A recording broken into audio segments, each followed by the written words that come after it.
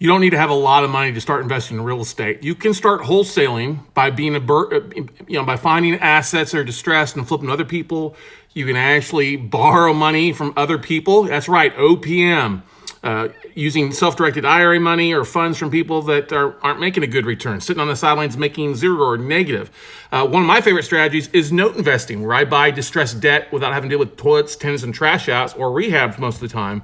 I buy the debt and either work to get the borrower back on track and making payments for cash flow without all the property management headaches, or we take it to foreclosure if they won't pay, and then we sell it as an REO. I've been doing that for 16 years, but 90%, and actually probably closer to 95% of the money that we've used to buy real estate, notes, whatever, is using IRA money.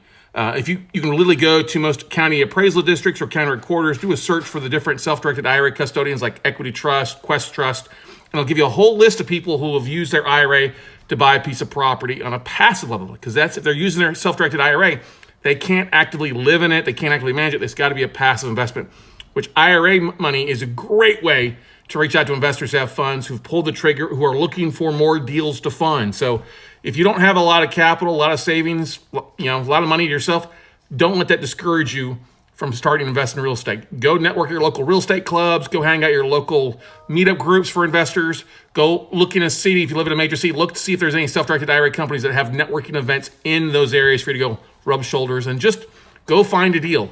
If you find a deal and you learn how to market it out to your database or out to your local investment networking groups, you'll find capital.